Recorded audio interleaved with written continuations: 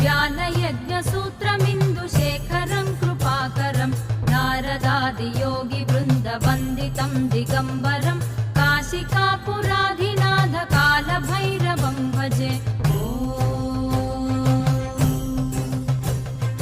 भानुकोटिभास्वरं भवाब्धितारकं परं नीलकण्ठमीप्सितार्थदायकं त्रिलोचनं कालकालमम्बुजाक्षमक्षशूलमक्षरं काशिकापुराधिनाथ कालभैरवं भजे।